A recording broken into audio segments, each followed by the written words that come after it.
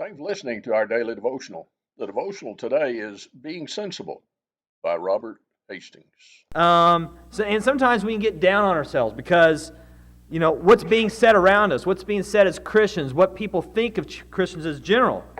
Some of the terms that I hear is, oh man, they're so far out there, they're, far right, they're wackos, Jesus freaks. You've kind of all heard these terms attached to what the world thinks of as Christians. And the world kind of views what we believe and what we practice as illogical, as irrational, and as not making a whole lot of sense. They think that we believe in a collection of fairy tales in a book. We believe in things that nobody can see and nobody can hear. There's no tangible evidence, in their opinion. A lot of what the world puts out there is anti-Christian. So, tonight I'm going to put forth to you what sounds more logical, what sounds more rational, what sounds more sensible. What a Christian believes and what a non-Christian believes. And I kind of got this inspiration from my parents. My parents have a very unique start to life, as my father was Catholic and my mother was Lutheran.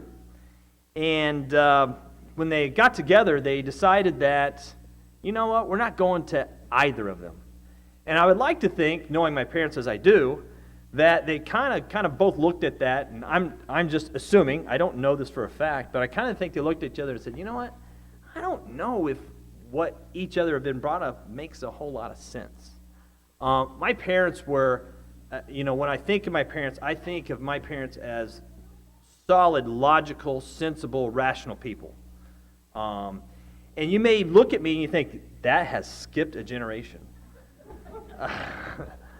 But, when I look at my especially my father, I look at him and not much nonsense got by him. I never saw him fall for any fly-by-night, he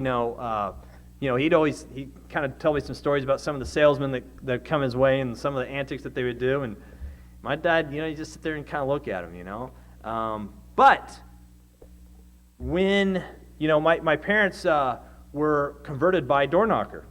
Well, not a door knocker. He was the pulpit minister of the local congregation. And, my parents, through my youth, we tried a lot of different religions. And, we weren't really committed to really any of them. But I firmly believe that when that door knocker came from the Church of Christ, that my mother and father looked at that and said, you know what? That's logical. That makes sense. And they became committed to that more than any other, church that we went to, and still committed to this day. So I'm so thankful that my parents provided that to me or gave that example to me of that, being logical. Even though sometimes you may look at me and think, I don't know about that guy. So what I want to do, I want to put some situations before you. And I want you to, and elders, please don't get up and excuse me off this stage here. But let's take the Bible away for a minute. Don't even think the Bible is part of the equation, okay? And let me run some of these statements by you. And you tell me whether what Christianity puts out there is logical or what the world puts out there is logical. So my first, and this is kind of the basis of what we believe in, is think about there is a God, is what Christianity puts out there, or there is no God, or there are many gods. And think about that for a minute. Even from, a standpoint of, being logical, what's more logical about one of those two statements? How did this all come to be? And you logically can come to the conclusion, something bigger than myself made this all happen. You'd have to try real hard to become illogical to come up with something other than someone creating us to come out how we came to be.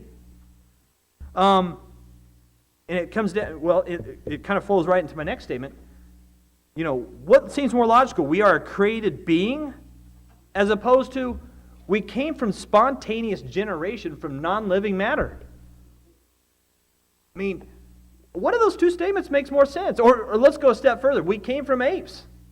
What makes more sense? We were created, or we just came something that wasn't even living, and it just happened by chance?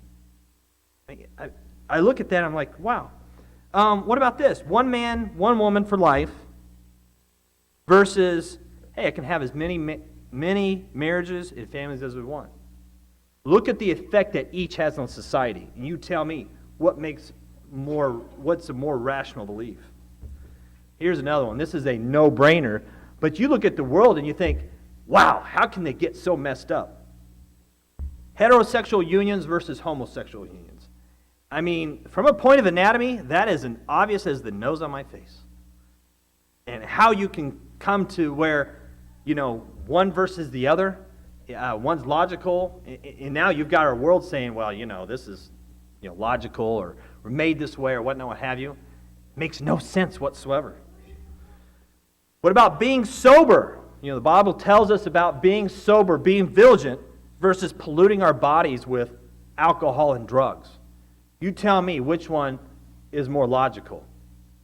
What about God communicating or inspiring men or inspired men to write one book as a way of communicating to us versus speaking to various individuals, different messages miraculously?